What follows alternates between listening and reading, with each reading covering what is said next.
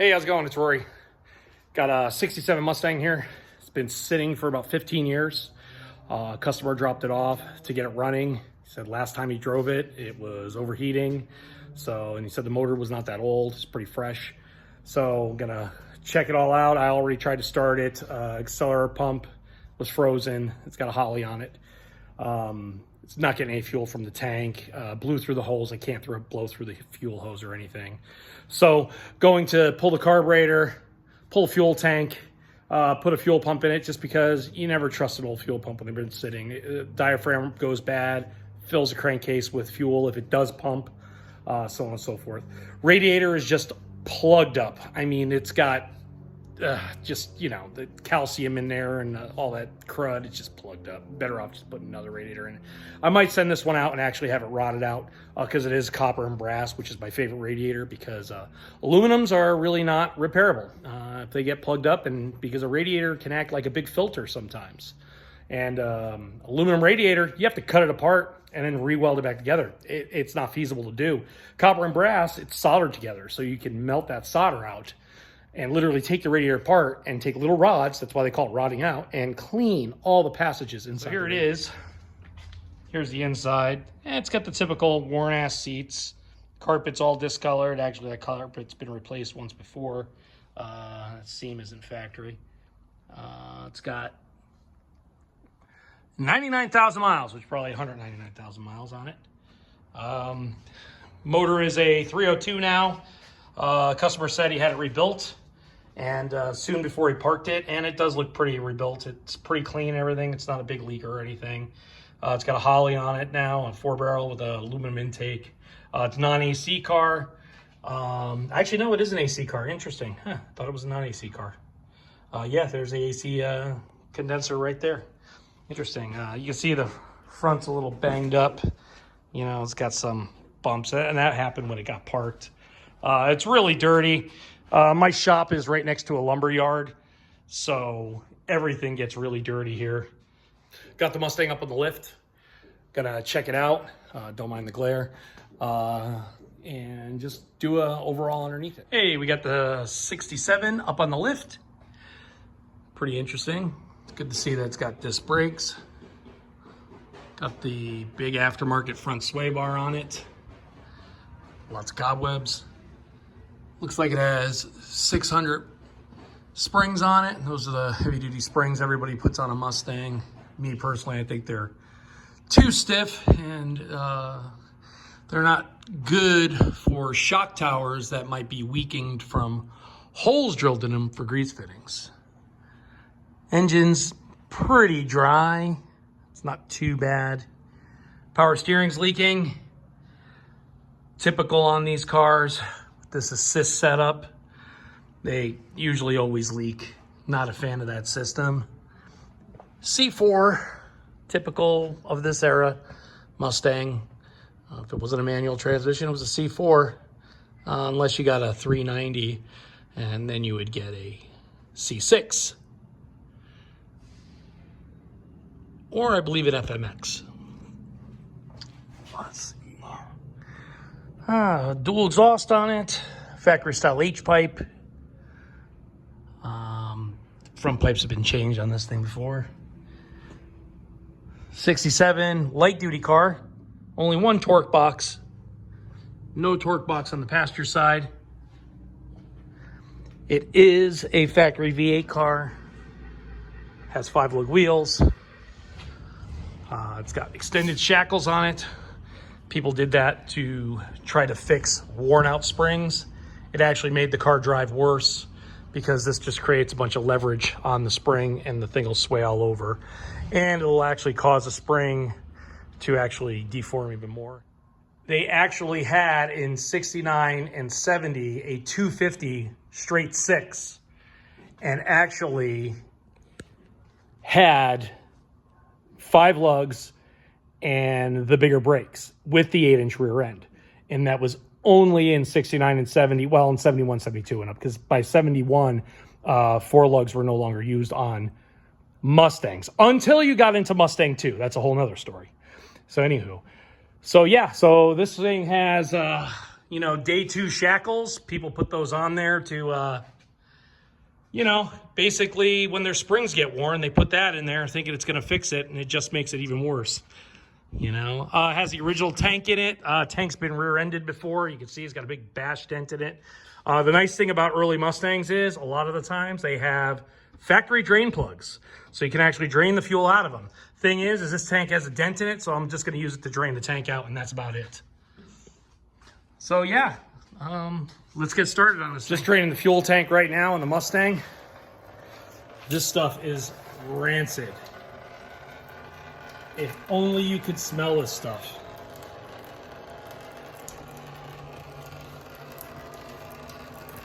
So today we're going to remove the fuel tank on all 64 to 73 Mustangs. The fuel tank actually bolts through the trunk floor. It actually is the trunk floor, as you can see. So to remove it, you remove a whole bunch of bolts around it. Remove the fuel filler, because the fuel filler is right there, and pull the tank out through the trunk.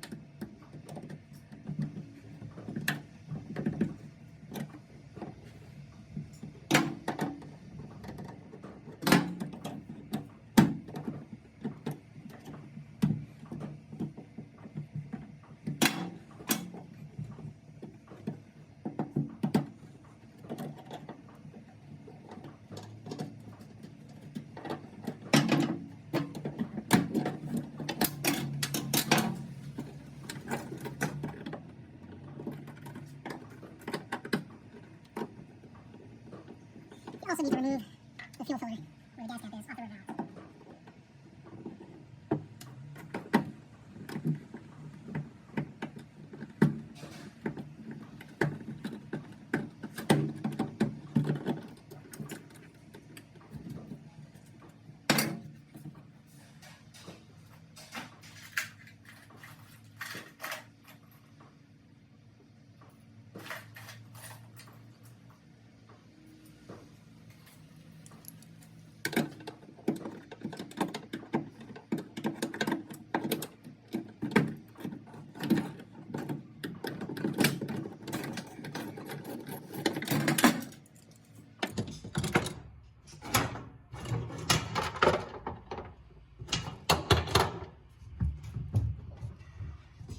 Pull the filler out.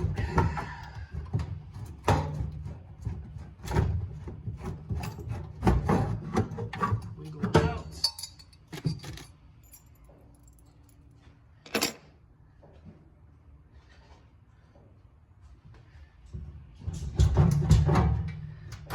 And remove the tank.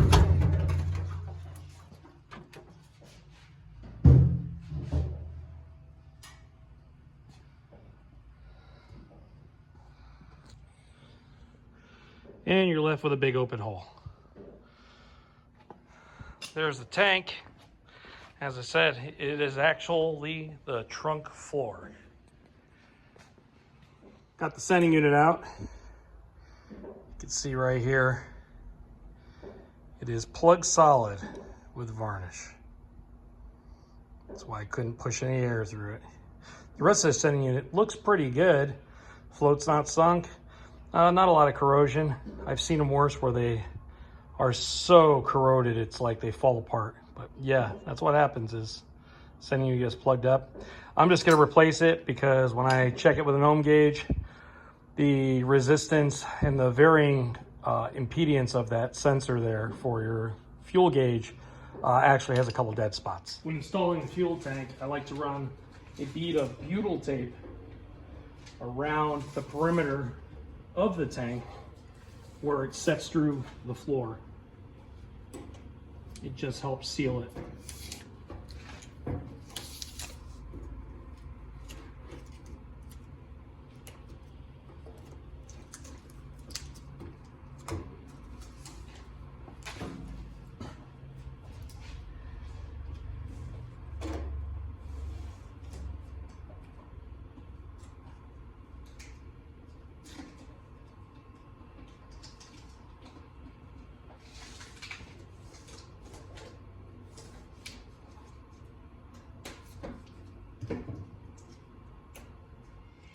I'm gonna temporarily install the sending unit and check the calibration of the impedance of it.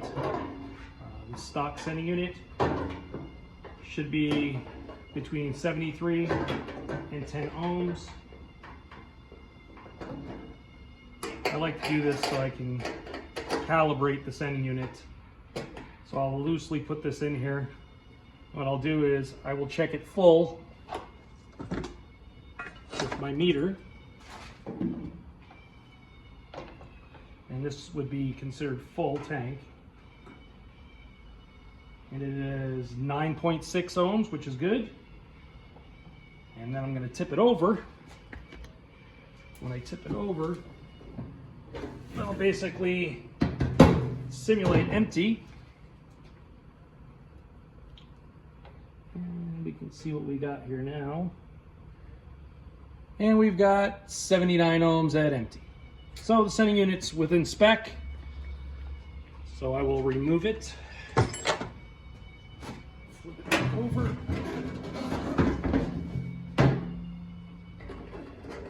Remove the said sending unit.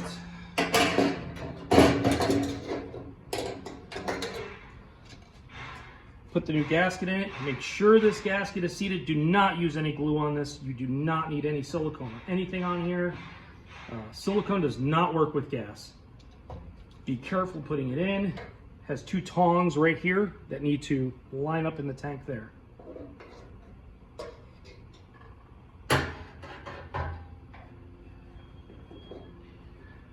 Make sure they line up.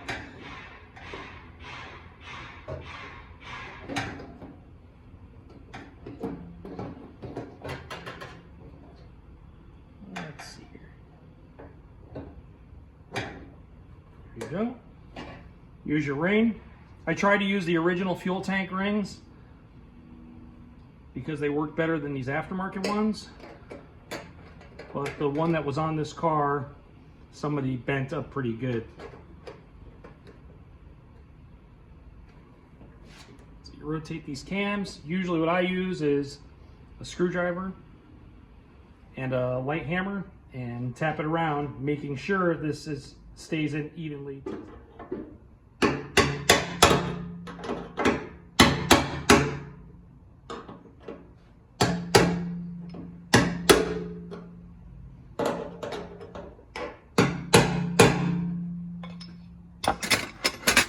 That's it, it's locked in, should never have a leak. Next, we're going to install the fuel tank into the trunk opening. Goes right in. Just set it in and leave it alone. Don't press it down yet. And take a pick and line up where all the screw holes go.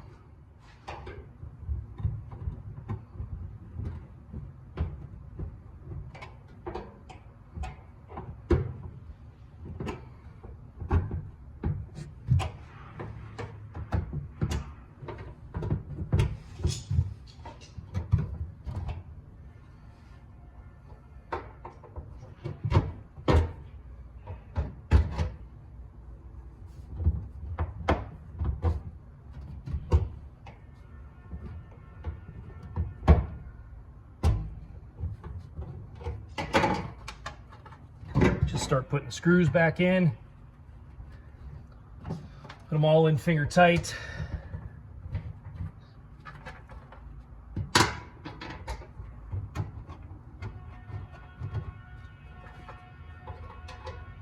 Just get them all started. You want to make sure you do it this way, because if you put one in and tighten it up, more than likely, even though you aligned it with your pick, you're not going to get them in. Excuse the train.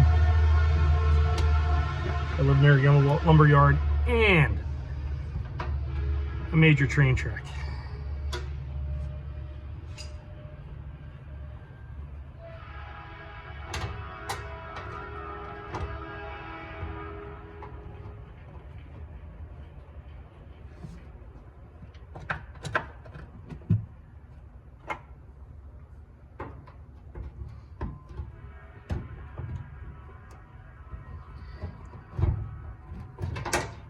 Okay, once you get them all lined up, don't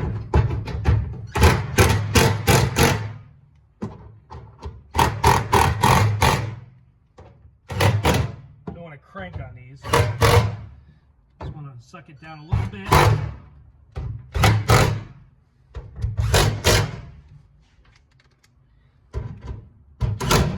Because remember, we have the sealer strip on the underside. It will squeeze out.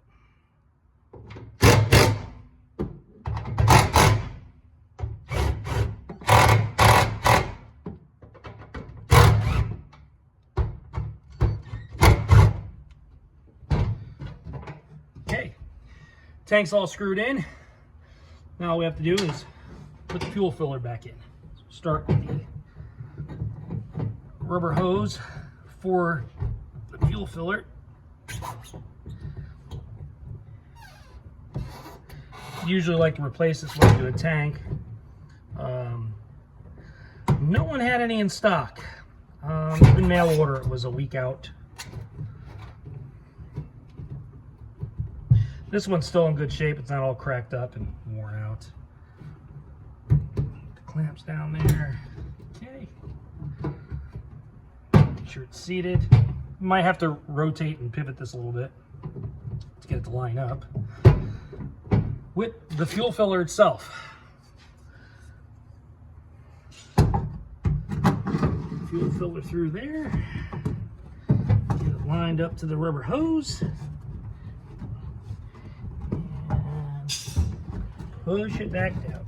Like I said, sometimes you got to play with this a little bit to get the right angle, because the fuel filler doesn't go straight in. It actually does go in at an angle.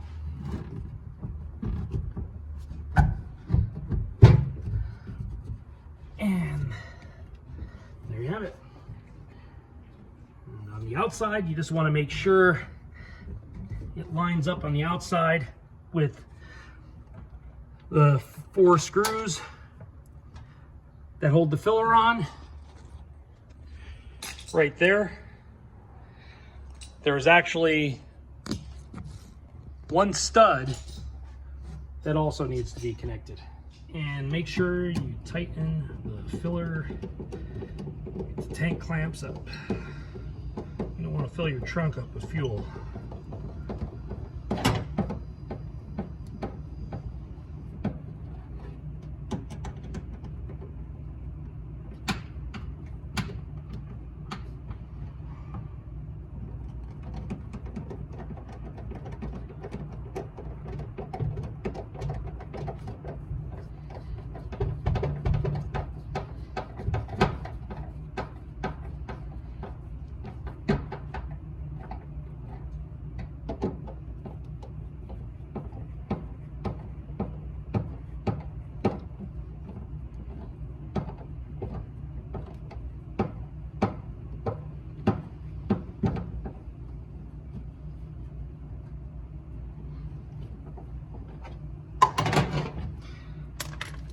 And that's the installation of the tank.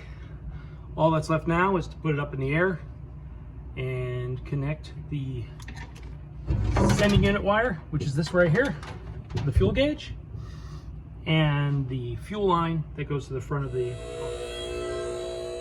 So the fuel line, it's all installed, sending units hooked up. I did blow out all the fuel lines here, replacing every piece of rubber there is on this thing, and that is all good to go. That's going to conclude this video. In part 2, we're going to install a new fuel pump and rebuild the Holley 600 carburetor on this thing. We also probably will install Pertronix ignition. It still has points in it. I'm not a big fan of Pertronix, but it works good other than replacing the whole ignition system. And that's it for now, and see you in the next video.